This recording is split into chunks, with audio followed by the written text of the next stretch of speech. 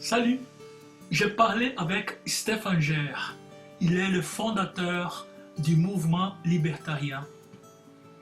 C'était une conversation très intéressante.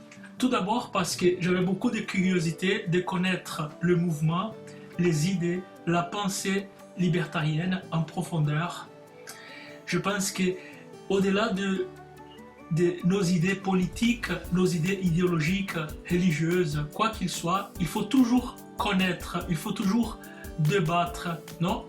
Bien sûr que au fur et à mesure que je parlais avec lui, j'ai constaté que j'ai des idées communes, que j'ai des idées que je ne partage pas, et c'est comme ça qu'il faut faire. C'est comme ça qu'il faut faire, exactement. De parler, de mettre en public le débat. Donc tout d'abord, je voudrais remarquer que M. Gers est une personne absolument respectueuse, une personne d'une politesse extraordinaire. Parce qu'en général, ce type de conversation politique, idéologique, on peut dire, en général, cela suscite beaucoup de passion, beaucoup d'émotions, beaucoup de choses qui ne sont pas très bien pour le dialogue.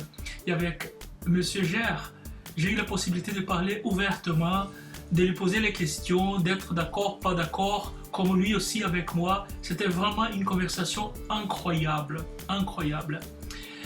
Et surtout parce que une chose qui était claire pour moi, non, je connaissais déjà les idées libertariennes, bien sûr qu'après avoir parlé avec lui, je suis plus proche de la connaissance, non, parce qu'on cherche toujours cette possibilité de comprendre notre monde, de comprendre quel est le modèle de monde que nous pouvons envisager. Bien sûr qu'on pense maintenant non, que le modèle principal d'aujourd'hui, le modèle que nous considérons qui est le meilleur modèle aujourd'hui, on va dire comme ça, c'est le capitalisme démocratique, non? Le capitalisme démocratique. Et qu'il n'y a pas de place pour toutes les réponses dont nous avons besoin. Donc, on a parlé avec M. Gers du libertarianisme, du mouvement libertarien. De quoi il s'agit? Qu'est-ce que c'est exactement ça? Qu'est-ce que cette idée ou cette philosophie, on va dire, non, philosophie politique pour dire comme ça, je pense qu'on peut même appeler une philosophie politique, qui essaie de construire un modèle autour de la liberté totale. Évidemment que c'est exactement ça que nous cherchons, non? La liberté totale. Dans ce moment difficile que nous traversons, dans ce moment de pandémie mondiale, c'est un moment que je me pose la question. Qu'est-ce qui se passe? Qu'est-ce qui se passe là maintenant que nous avons beaucoup de nos libertés qui sont contrôlées ou qui ne sont pas là, non comme d'habitude. Et bien sûr qu'il y a la liberté individuelle et il y a la liberté collective, bien sûr. Donc, je regarde un peu comment le monde gère cette crise, non? Comment la droite gère cette crise, comment la gauche gère cette crise. Non? Je vois que c'est beaucoup politisé, c'est politisé dans un sens de doctrine, un sens doctrinaire, non? Et avec Stéphane Gers, j'ai eu la possibilité de parler pas de la passion. J'ai eu la possibilité de parler des arguments. Et c'est ça que j'aime bien dans une conversation politique ou philosophique ou idéologique. J'aime bien parler avec les arguments et pas avec la passion aveugle. Ça ne fonctionne pas chez moi, ça ne fonctionne pas d'après moi. Donc, je suis vraiment très ravi d'avoir eu cet entretien avec M. Gers, qui d'ailleurs, il faut le dire, non? Il faut le dire, c'est une personne vraiment d'une politesse, d'une éducation, d'une clarté, d'une façon, il s'expresse d'une façon très claire, qui vraiment, c'est vraiment un plaisir de dialoguer avec lui, non? Parfois j'étais d'accord, parfois je n'étais pas d'accord. On a traité des sujets compliqués, la liberté totale, la nationalité, la frontière, l'avortement. On a tout parlé sans tabou, sans aucune censure. Et elle a exprimé ses idées, j'ai écouté, j'ai interviewé, parfois j'ai laissé un peu mes idées sortir aussi. Pour moi, c'est très difficile de m'exposer publiquement à niveau idéologique, à niveau religion, à niveau...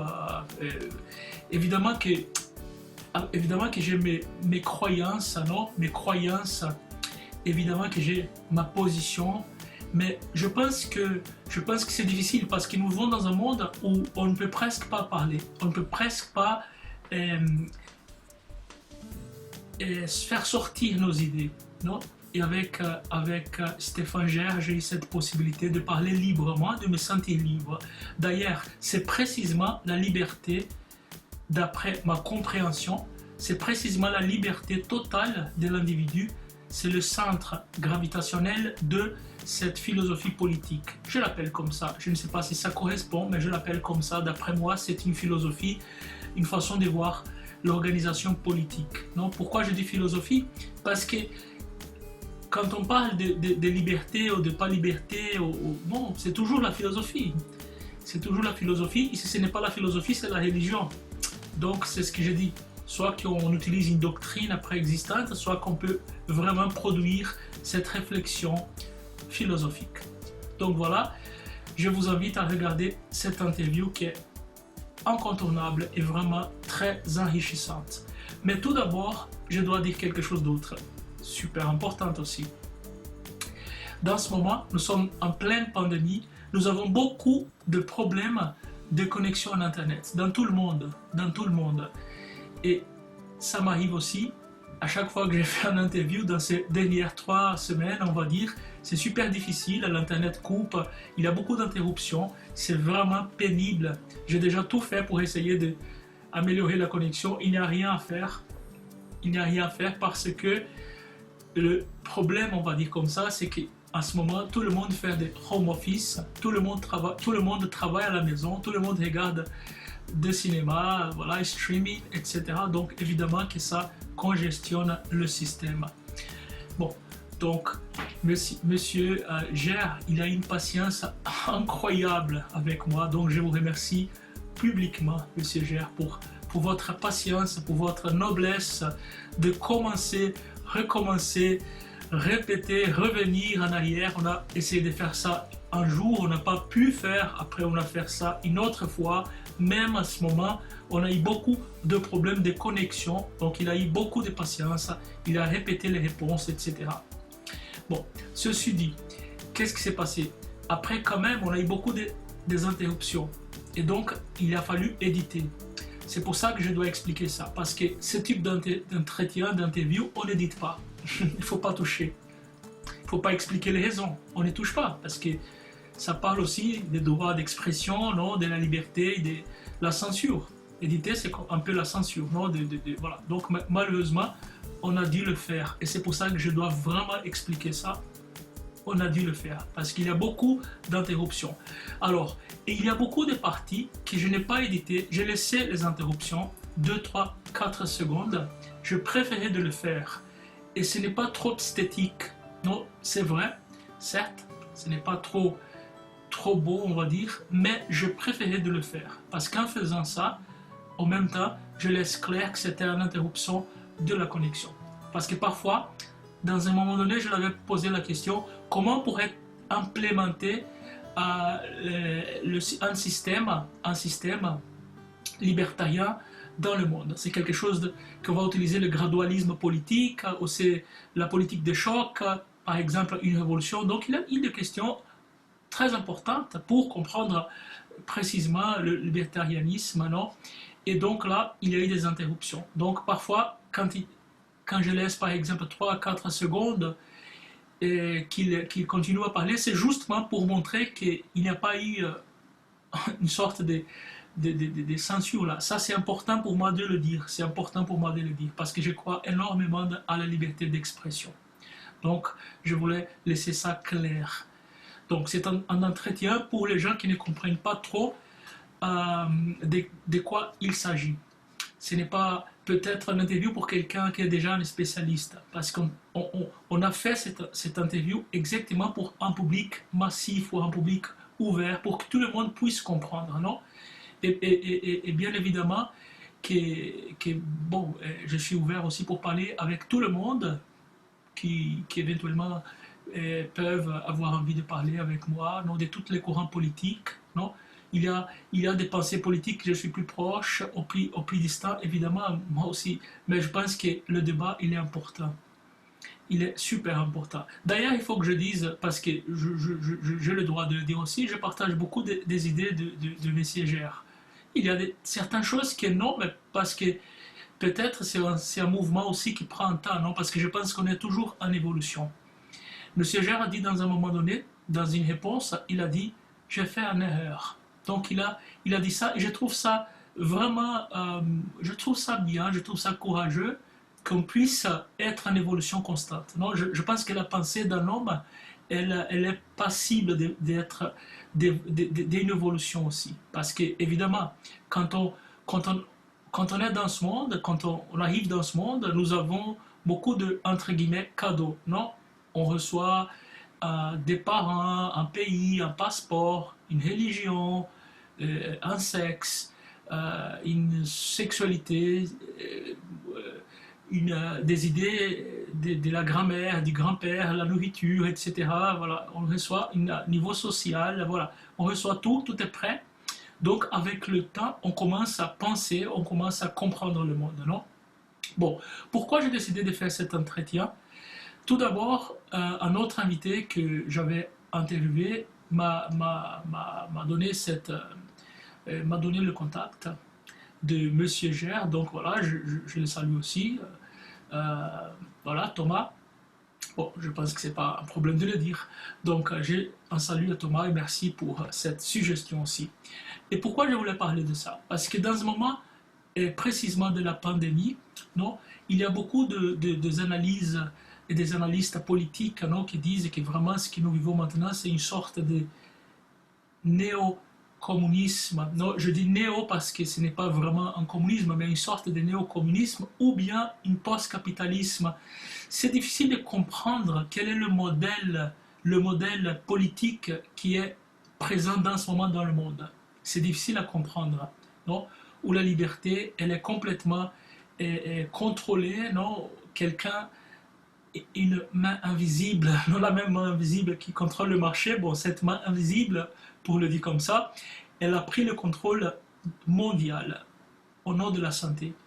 Et à quel point c'est bien ça, à quel point c'est de la manipulation peut-être, quels sont les intérêts derrière, quelles sont les choses qui sont vraies, quels sont les mensonges. Je me pose beaucoup de questions.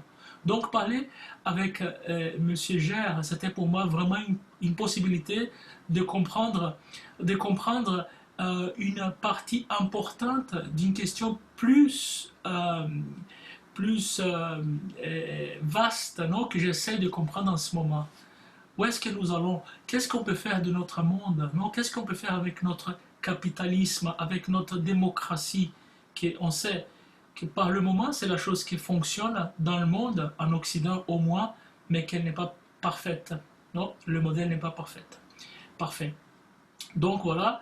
Donc merci beaucoup, Monsieur Gère, pour votre patience, pour votre noblesse de partager ça en notaire, non, argumentative, sans aucune, sans imposer vos idées par la passion, par le radicalisme, vraiment d'après des arguments qu'on peut être d'accord ou pas d'accord. Tout le monde est libre. Tout le monde est libre. Donc je vous invite à tous à partager ça et j'espère bien pouvoir avoir l'opportunité de parler avec lui dans l'avenir aussi. Parce qu'au fur et à mesure qu'on échange, on peut s'organiser mieux intellectuellement, on peut se comprendre mieux, on peut savoir mieux qu'est-ce que nous pensons, qu'est-ce que nous voulons. Non, la seule chose que je tiens à dire, c'est que vraiment c'est un moment difficile pour notre monde. On n'a pas encore une lecture de qu'est-ce qu'il y a maintenant, qu'est-ce que nous vivons maintenant, qu'est-ce que ça signifie politiquement, cette pandémie, et potentiellement d'autres choses aussi, non, qui peuvent venir dans l'avenir. Donc, sincèrement, cette interview est vraiment une des interviews qui m'a vraiment beaucoup aidé à me donner un peu de cette clarté mentale et dans ma quête de connaître le mot dans lequel j'habite. Donc voilà, voilà. Merci beaucoup, encore une fois, Monsieur Gère, Stéphane Gère, le fondateur de l'association des libertariens. Alors, je vous invite tout de suite, on va regarder l'interview. Salut, je parle avec Stéphane Gère, fondateur du mouvement des libertariens, co-éditeur du livre Libre, sans idée, sans auteur. Merci beaucoup Stéphane d'être ici. Bon, pour commencer à comprendre un peu, surtout pour les gens qui n'ont aucune idée, non, ou qui n'ont pas les choses très claires, je voudrais bien vous prier de faire la différence du libertarianisme avec le propre libéralisme non classique et le libertarianisme de gauche. Oui, merci pour cette question. Les libertariens sont je dirais, des héritiers des libéraux classiques. Alors déjà, libéraux, il faut se méfier de ce terme. C'est pas du tout au sens de liberal en américain, qui veut dire plutôt social-démocrate ou néolibéral. Non, là, on est sur le libéralisme classique issu des Lumières et plutôt connu pour des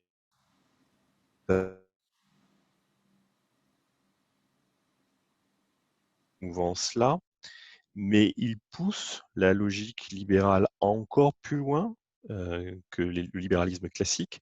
Le libéralisme classique, souvent, s'arrête ou en tout cas est tout à fait proche de la logique démocratique. C'est souvent pour cela d'ailleurs qu'on dit que les démocraties sont libérales. Les libertariens vont au-delà et en fait sont même opposés à la démocratie, on pourra revenir dessus. Ce sont plutôt des anarchistes. Moi, je me considère comme un anarchiste, mais cette fois-ci, sans des anarchistes libertaires, c'est votre question.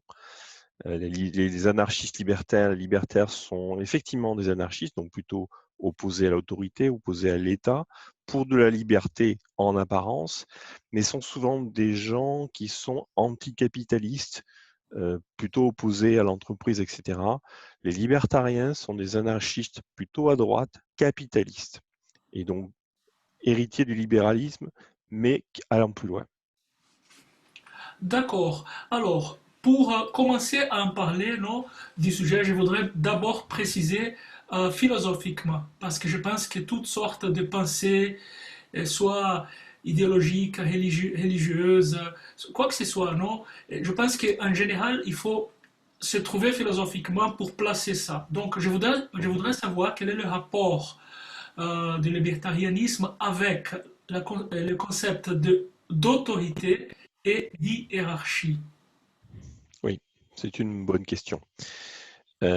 Clairement, même si les libertariens sont anarchistes, il faut le comprendre dans un sens qui est opposé au pouvoir, ce qui n'est pas la même chose, l'opposé à une autorité, à toute forme de hiérarchie. Anarchie, c'est littéralement en grec, hein, c'est l'opposition au l'idée libertarienne, hein, donc telle qu'on l'a décrit, il y a forcément des hiérarchies et des autorités. On va être très simples tous les deux. Vous avez des compétences que je n'ai pas, j'ai des compétences probablement. Dans ces domaines de sur les interactions entre des gens libres, différents, nous sommes tous inégaux dans les faits. Simplement les compétences, l'histoire, la culture fait que nous sommes hiérarchiquement différents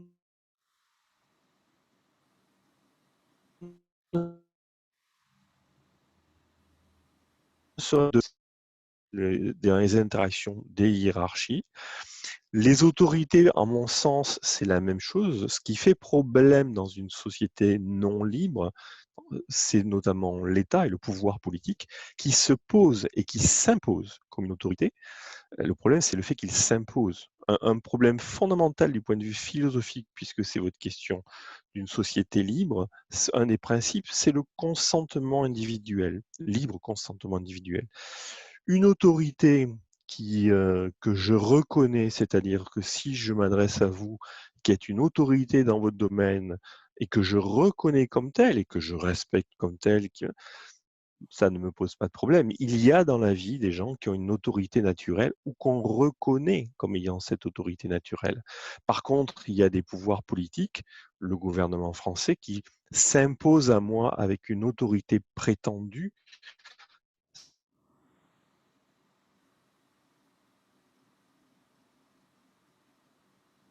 Le point important, donc, c'est pas tellement l'autorité, c'est qu'elle soit consentie. Ok. Alors, on va essayer de comprendre le modèle dans ses formes, non, dans sa présentation. Par exemple, prenons comme exemple bon, un pays, non, pour ne pas dire un État, un pays libertarien. Comment il s'appellerait? Quel type de juridiction? Qu'est-ce qui se passe avec les lois, le droit, la jurisprudence? Par exemple, disons que c'est la République française, non? Comment ça s'appelle? Ça s'appellerait ça, non? Et comment s'organiserait ça? Alors, je- on va parler de pays. Moi, j'aime bien parler de territoire, parce qu'évidemment, voilà, ça s'attache à un territoire.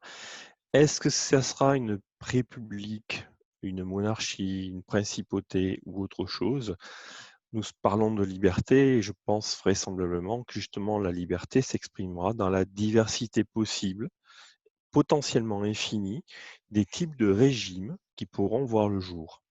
Ce qui est important, encore une fois, c'est le consentement des habitants, des résidents, des citoyens. Et même le mot citoyen, j'aime pas trop. Le principe, rien, c'est qu'il y a d'abord un propriétaire du territoire. Ce propriétaire peut être un individu, ça pourrait être un roi, un prince, ça pourrait être une entreprise, ça pourrait être une collectivité.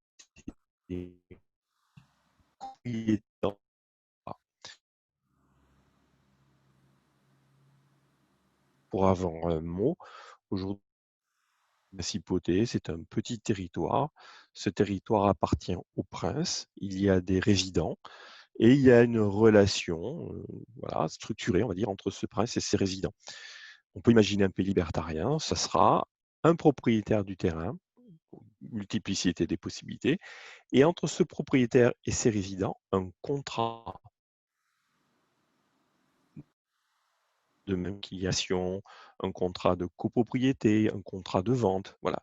Le schéma commun à tout pays libertarien, c'est un propriétaire du territoire, qui peut être une entreprise, une collectivité privée, et des résidents qui ont un contrat d'hébergement, de service, de prestation auprès de ce propriétaire du territoire. C'est ça le truc. Maintenant, est-ce que ce propriétaire sera un prince, voyons, une entreprise, etc. Tout est possible en fait. Alors, vous avez dit tout à l'heure que vous n'aimez pas trop le mot citoyen. Alors, je me pose la question, s'il n'y a pas de citoyens, alors ici il y a la libre circulation, et donc s'il y a un territoire qui ne s'appelle pas État, un pays avec des territoires est configuré par la propriété privée, non seulement par ça, et comment faire pour éviter que d'autres personnes puissent arriver, par exemple, et changer les décisions locales, ou bon, s'ils ont aussi les droits de voter ou de voter. Et alors, et je vais ajouter ça, alors vous m'aviez dit que toutes les questions sont possibles d'être posées, donc je vous pose une question un peu délicate, que je ne sais pas si j'ai dit, mais bon, on y va. Alors, on ne peut pas, de certaine façon, revenir une sorte de féodalisme. Est-ce pas un peu comme dans le sens des territoires du roi, non, du prince, voilà. Oui, mais je ne suis pas sûr que ce soit un problème. Alors, pour répondre quand même à la question sur la circulation, les votes, etc., l'analogie très simple mais très réelle, c'est qu'à partir du moment où on pense à un territoire comme à une propriété privée, c'est ce qu'on explique, c'est pas pour le vote. C'est la même chose que chez vous. Si je voulais aller chez vous, il y a une porte chez vous, c'est vous qui avez le contrôle de la porte, vous ne allez pas laisser entrer n'importe qui, vous pourrez laisser entrer des invités, des amis, des voisins, des gens que vous connaissez, des ouvriers pour lesquels vous avez un contrat. Il y a tout un tas de champs que vous allez volontairement laisser rentrer, inviter, etc. C'est la même chose pour un pays. La différence qu'il y a fondamentale avec les pays que nous connaissons aujourd'hui, c'est que c'est le gouvernement, on ne sait pas trop qui c'est, qui laisse entrer les gens, mais les habitants n'ont pas le contrôle, en fait, dans la réalité, de qui peut rentrer. Dans un pays libre, justement, ce sont les habitants qui ont le contrôle. Il y a tout un tas de mécanismes, mais l'idée est bien celle-là, c'est la même chose que chez vous. Vous ne laissez pas entrer n'importe qui chez vous, mais vous pouvez laisser entrer tout un tas de gens. C'est là exactement la même chose. Et de la même façon, votre question sur oui, mais s'il y a des gens qui peuvent entrer, est-ce que ces gens-là peuvent modifier les lois, etc. La réponse est bien sûr que non, mais pour exactement la même raison. Les résidents ont un statut de résident qui peut varier à l'infini, mais ils ont un statut de résident, ils peuvent être copropriétaires, résidents, etc. Ils ont un contrat avec le territoire.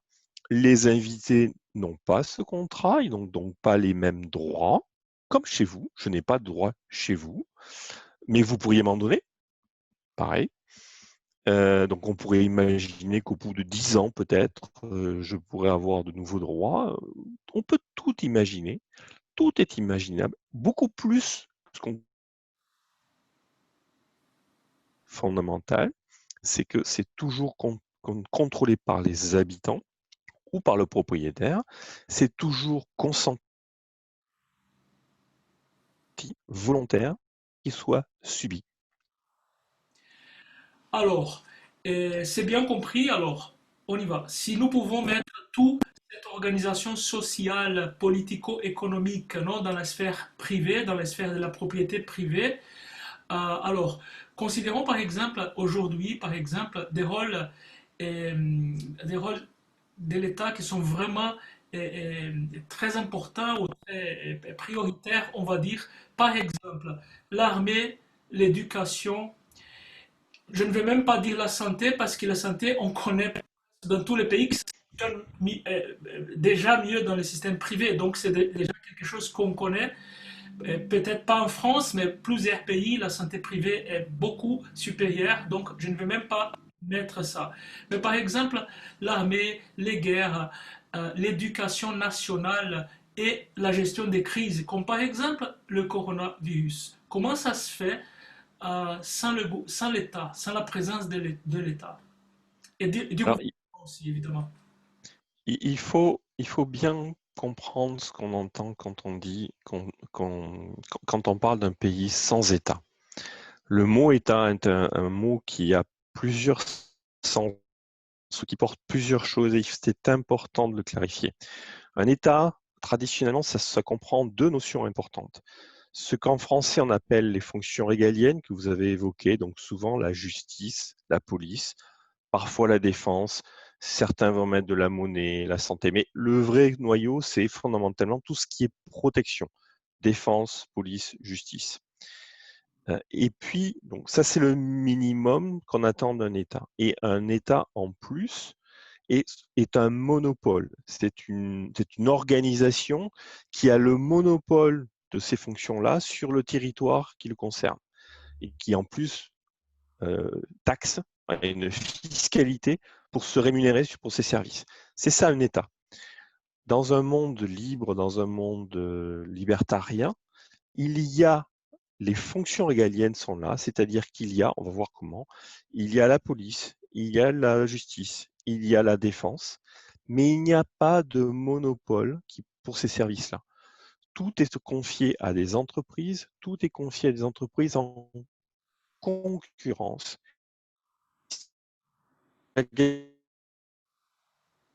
Sur des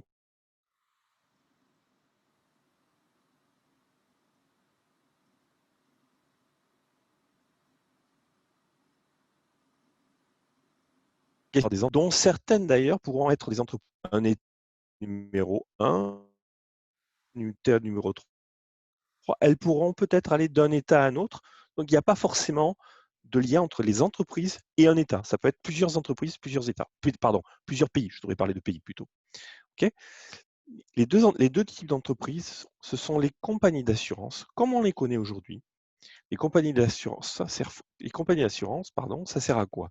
Ça sert à vous avoir un contrat qui vous permet d'avoir une protection si vous arrive des choses. Eh bien, si vous arrive des choses, c'est le fait d'être volé, ben, on va vous protéger du vol. Si ce qui peut vous arriver, c'est d'être peut-être blessé, voire tué, on va vous protéger aussi. Les compagnies d'assurance font déjà ce genre de choses. Donc, on peut généraliser l'idée. Je ne vais pas développer, je pourrais, mais c'est juste pour vous donner une idée. Donc, les compagnies d'assurance assurent l'essentiel des fonctions de ce qu'aujourd'hui un État peut couvrir. Le deuxième type d'entreprise, c'est ce qu'on appelle des tribunaux d'arbitrage, qui fondamentalement, en fait, des juges indépendants et qui sont des juges pas, mais à réparer les dommages. Et ça, c'est aussi très important.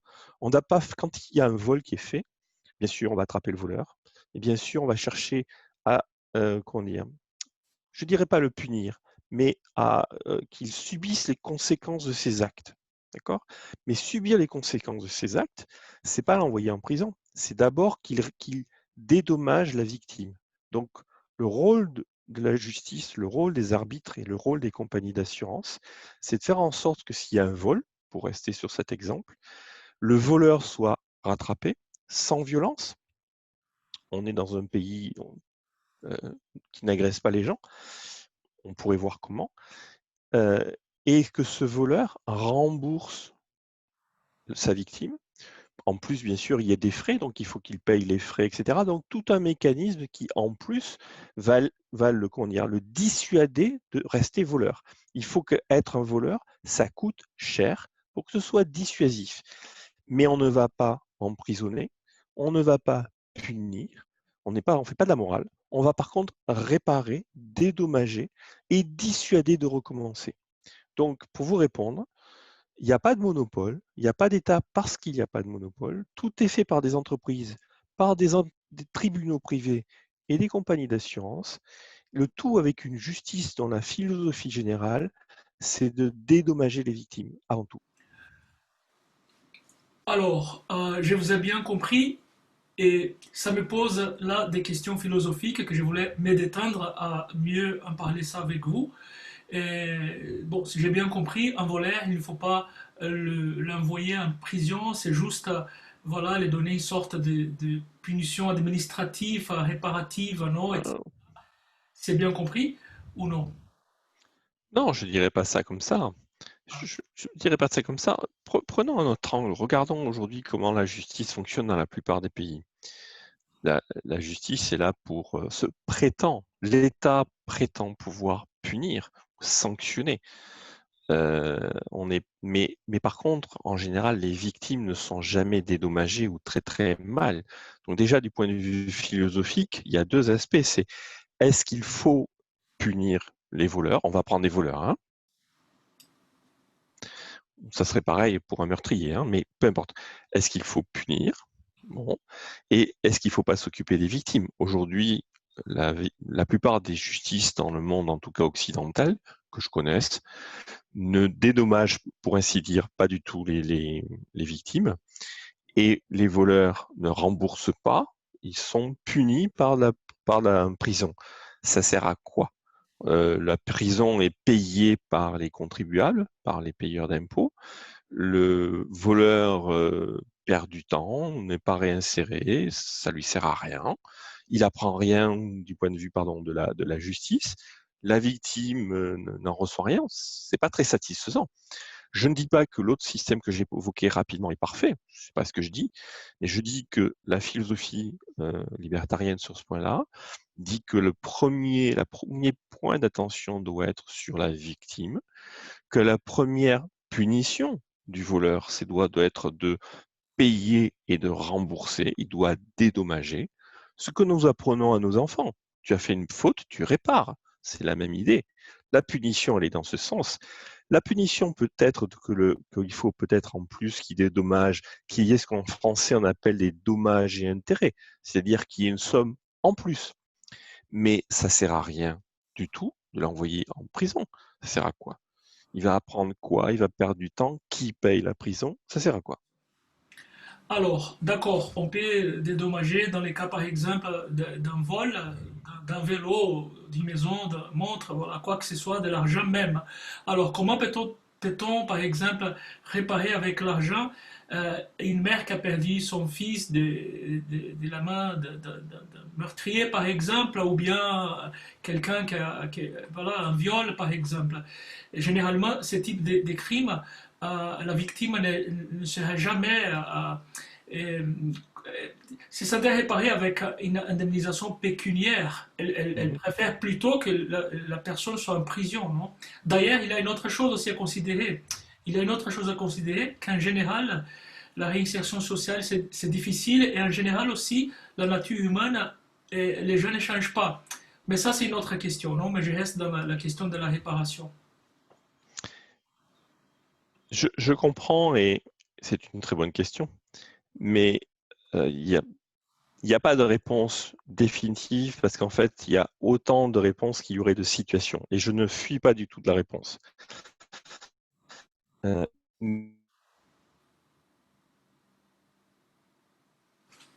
Cas d'un meurtre, si la seule réponse possible pour la victime, c'est on a envoyé le meurtrier en prison, ça apporte quoi à la victime à part un sentiment de vengeance voilà, on entretient une nuance de vengeance, mais concrètement, on ne fait rien de plus positif.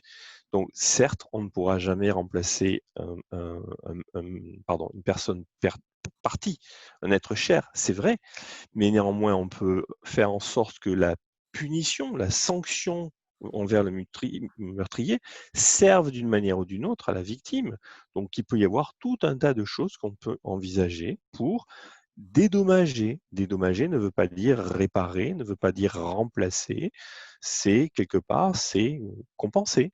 Euh, c'est autre chose, mais qui permettent, par exemple, si une famille de 4 enfants ne dépendait des revenus du père et que le père comment dire, a été tué, eh bien, moi, ça ne me gênerait absolument pas que le meurtrier soit condamné à payer l'instruction, la nourriture, les besoins de toute la famille, jusqu'à la majorité de tous les enfants, peut-être même ad vitam aeternam.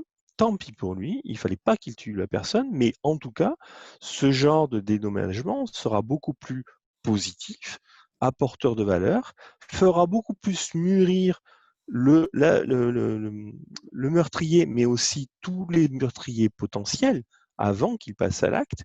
Si un meurtrier potentiel, à part les fous absolus, d'accord, mais les gens qui ont un tant soit peu de bon sens, ou qui sont complètement les assassins qui ont prémédité, vous voyez, tous ces gens-là, s'ils savent à l'avance qu'ils n'échapperont pas à la victime, qu'ils ne n'iront pas en prison, mais par contre qu'il faudra peut-être qu'ils travaillent toute leur vie pour ceux qu'ils envisagent de tuer, c'est une autre approche philosophique, puisque c'était votre question, que celui qui sait que, bon, de toute façon, qu'est-ce qu'il risque? Il risque de passer sa vie chauffée, tranquille, nourrie à la prison, alors que la famille, elle, sera dans une situation lamentable et que les pauvres enfants n'auront rien à la place.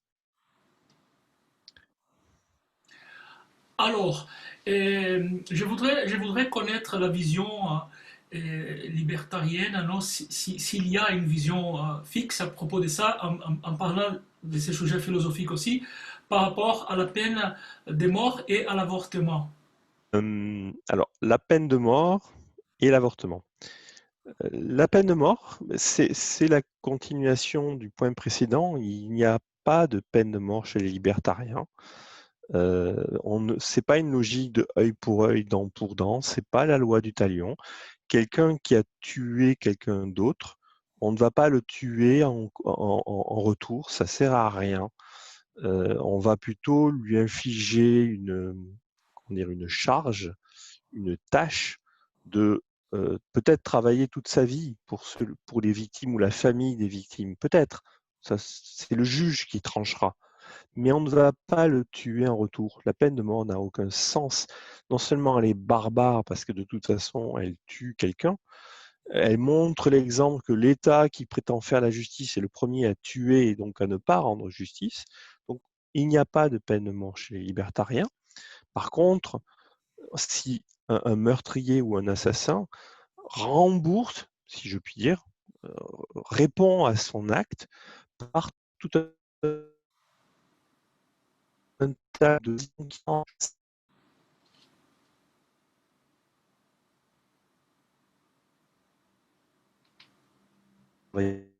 ne part pas sans rien, alors que voilà, aujourd'hui, les gens qui ont été tués par peine de mort, les victimes n'en tirent rien. Ça sert à personne. Sur l'avortement, c'est un sujet très délicat et qui est souvent pas toujours partagé chez les libertariens. Moi, j'ai une position fort simple, qui est le fœtus, tant qu'il est dans le ventre de la mère, est bien sûr un être humain potentiel. Je ne discute pas de l'humanité du fœtus, c'est pas ça la question. La question n'est pas celle de la vie, du droit à la vie, ce qui est une notion que je conteste. Moi, je parle du droit de vivre. C'est pas tout à fait la même chose.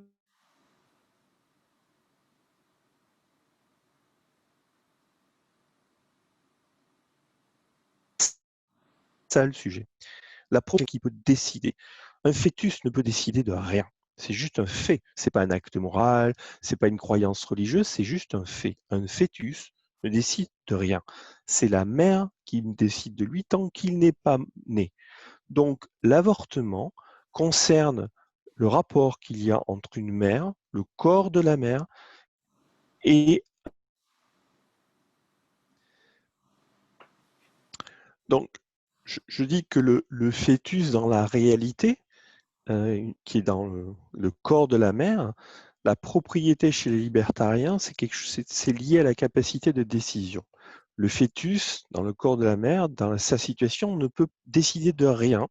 Même s'il a une humanité, il n'est pas en capacité de décider de son destin. C'est la mère qui est dans cette situation-là. C'est un fait objectif. C'est pas une croyance, c'est pas un jugement moral, c'est un fait objectif. Par ailleurs, la mère est la seule qui sait si ce fœtus, elle l'a voulu, si elle ne l'a pas voulu, si c'est le résultat d'un viol.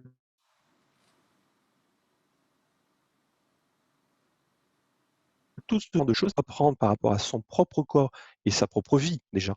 Et s'il y a qu'elle qui peut la prendre, pas le fœtus, et personne d'autre. Personne d'autre n'a de légitimité, pas de légitimité sur le corps de la mère qui lui appartient et qui n'appartient à personne d'autre. Alors, je voudrais poser une question que je pense qui n'est pas en rapport exactement à la philosophie, idéologie, les idées libertariennes, mais plutôt votre idée personnelle, que c'est la suivante. Comment serait-il possible d'implémenter un tel système? Vous pensez, par exemple, par une révolution, ou c'est quelque chose qui doit être une sorte de naturellement, non, pendant un siècle, par exemple, même, parce que moi, parfois, je pense, quand j'analyse l'évolution de la société, je pense que dans 100 ans ou 200 ans, par exemple, c'est bien probable que l'État soit super petit, soit d'une sorte d'anarcho-capitalisme de droite, ou plutôt un anarchisme de gauche. Tout est possible, un peu dans le sens socialiste, non? Ça dépend des événements qui vont venir, évidemment, non?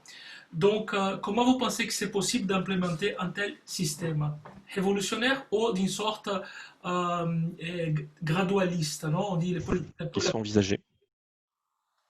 Il y a plusieurs approches qui sont envisagées. Il y en a de nombreuses, mais je dirais qu'il y en a trois principales. La première, c'est il y a un certain nombre de libertariens qui s'engagent dans la démarche électorale. Ils sont la plupart dans les démocraties. Et donc, ils vont lancer des partis libertariens aux États-Unis. Il y a un grand Libertarian Party qui vient de nommer son représentant aux prochaines élections américaines.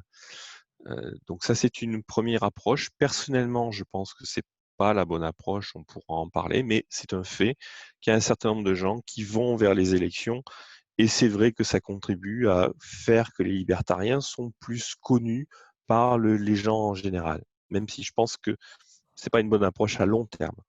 Il y a une deuxième famille de libertariens qui prend une approche complètement différente. On les appelle les agoristes, agora, la foule. Eux, par contre, ils cherchent à sortir complètement du système. C'est-à-dire qu'ils sortent de toute logique étatique, fiscale, bureaucratique. Ils se cachent. Ils sont dans une logique de travail au noir, marché noir. Ils sont en marge du système et ils essaient de vivre libre hors du système. Ils se cachent. Je ne sais pas trop comment ils font, mais peu importe. Il y en a un certain nombre aussi qui partent dans des pays étrangers en espérant être dans des endroits plus favorables. Et puis, moi, je fais partie d'une troisième catégorie qui est sécessionniste. Les sécessionnistes analysent la situation démocratique mondiale aujourd'hui, avec le Covid d'ailleurs, c'est un bon exemple, considèrent que les États démocratiques occidentaux notamment, mais pas seulement,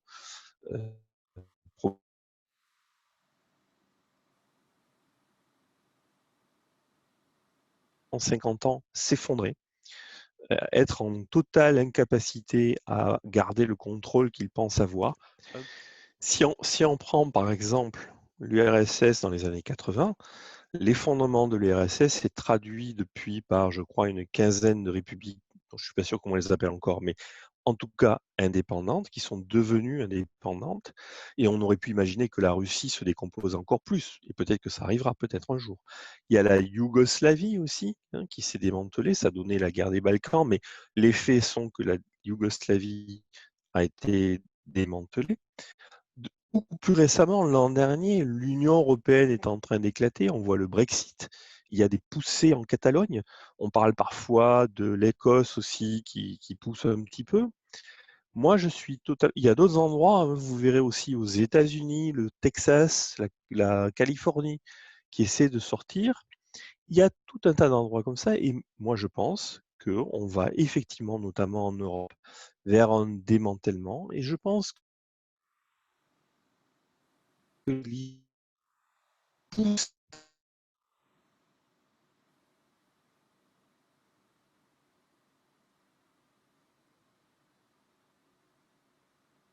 parfaitement libertarien, en tout cas beaucoup, beaucoup plus libre et presque libertarien. Alors, tout à l'heure, j'avais posé une question, donc j'ai dit que c'était une question délicate, si on n'avait pas le risque de faire une sorte de retour au féodalisme, non? Vous m'avez expliqué, j'ai bien compris, mais je pense que à l'époque du féodalisme, maintenant en pensant mieux, je vois qu'il y avait une autorité au-delà des rois, du féodaux, mais il y avait aussi l'Église catholique, non? C'était une sorte de contrôle moral, directionnement philosophique, idéologique, quoi que ce soit, de tous ces féodaux-là. Et voilà, ça en premier, non? Après, pour ne pas dire que l'Europe était construite autour de la démocratie grecque, voilà, le droit romain, etc. Donc, de toute façon, il y avait cette sorte d'autorité supérieure, non? Et, et bien sûr, les rois, non? Donc, je voulais savoir si...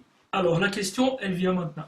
Je voulais savoir si, par exemple, des nations qui éventuellement pourraient devenir libertariennes, par exemple, s'il y a une sorte de... comment elles se connectent avec les autres, par exemple. Comment une nation peut s'imposer dans un monde où l'autorité, elle est mondiale aussi, non? Le fameux reconnu par les pays des Nations Unies, par exemple, en tant qu'État, en tant que pays ou quoi que ce soit. Quel est le rapport entre pays, disons comme ça? C'est une bonne question, mais si vous me permettez, c'est une très mauvaise question. Et je le dis avec un grand sourire. C'est une mauvaise question parce que vous raisonnez sur la vision qu'on connaît du monde d'aujourd'hui, qui est une vision étatiste, nationale, de pouvoir, de représentation. C'est pas du tout la logique d'un libertarien. Un libertarien raisonne en termes de commerce et uniquement en termes de commerce.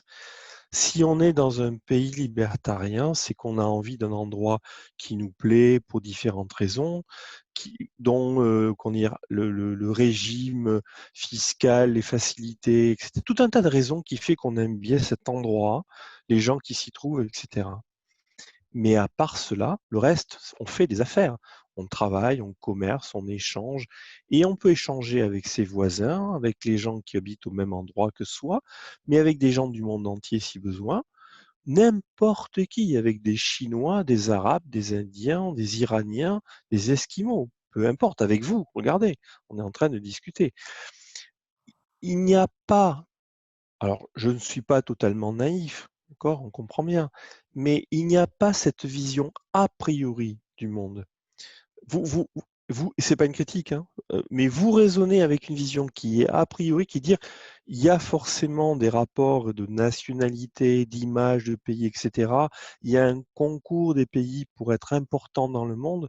Moi, je réponds, j'en ai rien à faire d'être un pays important dans le monde. Je demande juste d'être libre et qu'on me fiche la paix. Je veux juste que je puisse pouvoir faire ce que j'ai à faire. Si je prends le Liechtenstein, par exemple, c'est un petit pays, le Liechtenstein, je crois qu'il y a 35 000 habitants.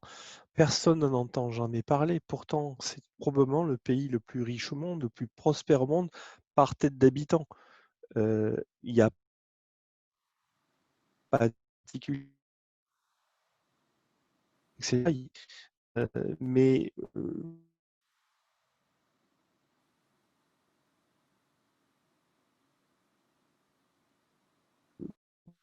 faire des Liechtenstein, des pays pacifiques, prospères, qui font du commerce, qui n'embêtent personne, qui ne demandent rien à personne à part d'échanger, d'être respectueux et voilà, d'être prospères les uns avec les autres. Moi, c'est ce genre de pays que je recherche. La liberté des libertariens, ce sont il y a une expression, on recherche 1000 Liechtenstein dans le monde. On ne cherche pas à avoir c'est un Français qui parle, je ne cherche pas à avoir des Bonaparte, des Napoléons ou des Louis XIV. On cherche à avoir 1000 Liechtenstein paisibles et prospères. Ok. Hmm.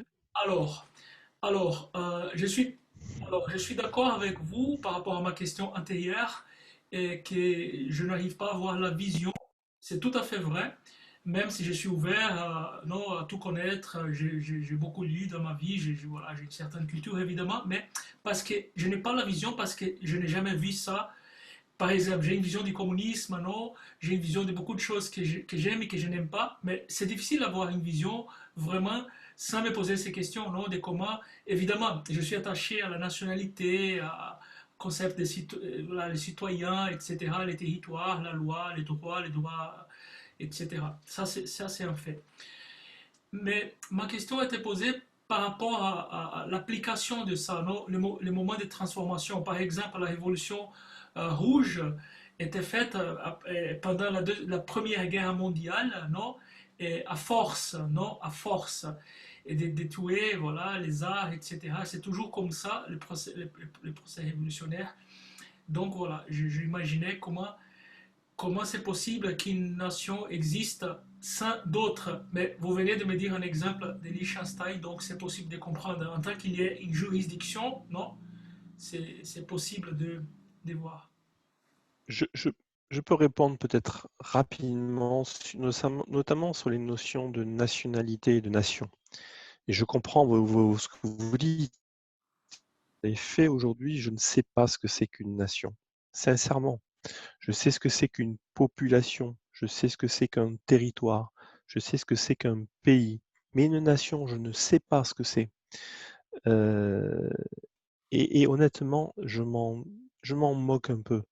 Moi, ce qui m'intéresse, si je reviens avec mon analogie des 1000 Liechtenstein, c'est que les gens viennent dans des pays parce qu'ils choisissent d'aller dans ce pays. Ils y étaient peut-être déjà, ou ils y vont. Mais ils vont dans un pays qu'ils choisissent d'être. Une fois qu'on est dans un pays qu'on a choisi, la culture peut être homogène, elle peut être différente, elle peut être hétérogène, mosaïque, etc. Elle est choisie. Peut-être qu'après une ou deux générations, elle va s'harmoniser, c'est possible. Ce que je cherche à dire, c'est qu'un tel processus va faire renaître de nouvelles nations. Ça sera forcément de nouvelles nations avec des cultures différentes, etc. Moi, ce qui m'intéresse, c'est cette dynamique de la nation qui vient de la liberté, et non pas de la liberté qui est contrainte par la nation. D'accord, d'accord. Alors, tout d'abord, à tout à l'heure, vous m'avez dit qu'il n'y avait pas dans votre réponse, ce n'était pas, quand on parlait de l'avortement, qu'il n'y avait pas une interprétation religieuse. Et maintenant, je ne sais, vous venez de dire, je ne sais pas qu'est-ce que vous comprenez par nation ou qu'est-ce qu'on peut dire par nation. Alors, je voulais préciser pour cet entretien, euh, tout d'abord, évidemment que tout ce que je parlerai maintenant, évidemment qu'il n'y a aucun rapport avec la religion et avec la morale, non, évidemment. Oui, avec la philosophie, je voudrais garder même la philosophie comme une sorte de référence, mais évidemment que je ne sais pas la religion parce que sinon, voilà, c'est dans un état laïque, évidemment, je pense que. Et tout d'abord, quand je parle de nation, si je parle de nation maintenant, d'après moi, non, je ne dis pas que c'est universal, mais d'après moi, j'entends État. Bon, alors on commence par l'État. J'entends l'État comme étant l'organisation politique, non, d'un territoire. Et j'entends nation comme étant. euh, la nation, pour moi, ce n'est pas forcément l'État. Il y a des nations qui coïncident avec l'État, par exemple la Russie, et il y a des nations qui existent dans un État ou plusieurs nations dans un État. Dans mon acception. Donc, par exemple, en Espagne, on peut dire qu'il y a la nation basque, par exemple, non? Ou, voilà. Donc, c'est ça que je comprends par nation. D'accord? Donc, cette identité culturelle qui est, voilà, la langue, etc. Et, et bon. Et citoyen, c'est simplement une question administrative, non? Mhm. Administrative. Et après, il y a une autre chose qu'on n'a pas parlé, ni vous ni moi, qui n'a pas parlé, qui c'est encore les sentiments national, le nationalisme. Donc, c'est une sorte de religion aussi, si on pense bien, non? C'est une sorte de dévotion, non? Qu'est-ce qui se passe? Ça va être ma question maintenant. Vous m'aviez dit que c'est une considération des territoires et des commerces, le rapport avec le commerce, mais nous savons que l'homme, la nature, parce qu'il est la nature aussi, non? Nous sommes des êtres psychologiques, nous avons besoin de sport, mon équipe de foot, et c'est ma nationalité, et c'est ta nationalité, il y a toujours quelque chose. Moi, pas personnellement, je suis complètement au-delà de ça, mais je pense qu'il y a la nature humaine, non? Qu'est-ce qui se passe-t-il avec, d'après le mouvement libertarien, dans un territoire, est-ce qu'il y a quelque sorte d'identification? Je ne vais pas appeler ça nationaliste parce que, voilà, mais comme étant nationaliste, quoi que ce soit le nom, non? Quelle est l'identification commune voilà, qui aurait-il? Je comprends votre question sur nation, nationalisme, chauvinisme, etc. Et c'est une réalité, mais je suis, pour ma part, pas vraiment d'accord avec cette notion-là. Et la raison d'abord pour laquelle je me permets de ne pas être d'accord, c'est que je pense que si ces sentiments d'appartenance, et je suis effectivement avec vous sur le sentiment d'appartenance, et si les sentiments d'appartenance auxquels on pense aujourd'hui existent, je pense qu'ils sont entretenus, créés, poussés par le pouvoir. Il est important pour le pouvoir étatique justement de pouvoir être représenté, de représenter le peuple. Et pour ça, il faut pousser un sentiment national. C'est l'intérêt du pouvoir politique que les gens sentent qu'il y a une union nationale qui fait que le pouvoir politique est le porteur de cette union nationale. Dans un environnement libertarien, il n'y a pas ça. Parce qu'il n'y a pas de pouvoir, etc. Les gens, il y a deux sentiments d'appartenance que je pense qui existent, peut-être d'autres, mais certainement deux qui sont forts. Le premier, c'est bien sûr le territoire. Je suis dans mon territoire, je connais les gens, je les rencontre. La proximité et probablement la similitude des profils encourage à avoir effectivement une certaine affection, similitude, appartenance. Ok. La deuxième, c'est tout ce qui est professionnel, comme tout le monde. C'est-à-dire que les gens, à un moment donné, vont avoir leur réseau professionnel, local ou international, des amis, etc. Et bien sûr qu'il y a un sentiment de communauté qui va se faire. Et donc, je crois beaucoup plus à une logique de communauté qui vient des gens, qui émane des gens et non pas qui vient de l'État ou de la nation. Je conteste profondément cette notion nationale. Pour moi, la notion nationale vient de l'État, alors que moi, je crois à un phénomène national qui vient des individus et des activités. Donc l'appartenance, oui, bien sûr, l'être social, bien sûr, mais par le bas et non pas par le haut. Bon, alors, tout d'abord, je voulais vous remercier énormément pour votre participation ici. J'ai encore une petite dernière question pour vous, qu'elle est personnelle, mais bon, c'était vraiment une expérience très positive pour moi de partager ça, parce que ce sont des choses qui vraiment sont importantes de parler, non, en tant que société, de mettre dans le débat, non? La dernière question, elle est personnelle. Je voudrais savoir, vous avez participé aux élections législatives, non?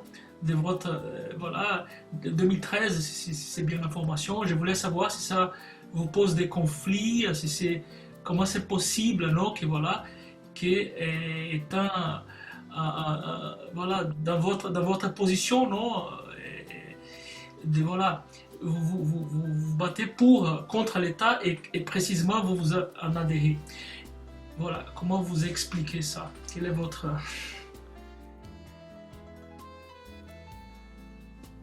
Alors, l'expérience de législative, effectivement, de 2013 à Villeneuve-sur-Lot, d'abord été motivée à l'époque, et honnêtement, j'avais pas forcément à l'époque la même réflexion que j'ai aujourd'hui, mais à l'époque, notre motivation était avant tout une motivation de communication. Je crois que je l'ai dit plus tôt quand j'ai parlé du Libertarian Party aux États-Unis. Je pense que s'il y a une logique, une légitimité pour les libertariens à tenter de l'aventure d'une élection, c'est uniquement pour avoir un but de présence de communication dans les médias et dans le marché de la communication et se faire connaître.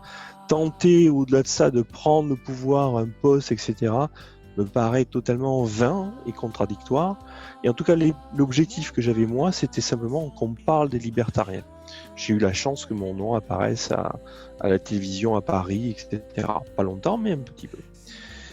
Depuis, très sincèrement, j'ai mûri la question, j'ai eu beaucoup de débats et d'échanges et beaucoup de gens ont posé la même question que vous. Et aujourd'hui, j'ai une réponse qui est très claire, c'est que je ne recommencerai jamais, je ne recommencerai pas. Et je pense sincèrement, c'est pas juste un problème personnel, je pense que c'est une erreur pour tout libertarien, et je pèse mes mots. Je pense que c'est une erreur pour tout libertarien de faire cette démarche-là, justement pour la question que vous avez posée, c'est que ça met forcément une ambiguïté sur notre posture entre être contre l'État d'un côté et effectivement, j'ai mené cette campagne. Je considère aujourd'hui que ce fut une erreur. Tout le monde peut faire des erreurs. Aujourd'hui, ma position est extrêmement claire. Je ne vais plus jamais voter, on pourrait en parler. Je ne me présenterai plus à une élection et je pense que tout libertarien qui se présente à des élections commet la même erreur. On contribue à nuire à ce message-là. Il y a tout un tas d'autres actions possibles qui peuvent être faites. Notre échange aujourd'hui est un exemple. J'ai fait un certain nombre de livres et d'autres actions. Je pense effectivement que la démarche élective n'est pas une démarche qui convient pour des libertariens. Merci Stéphane Gère. Merci à vous. Merci.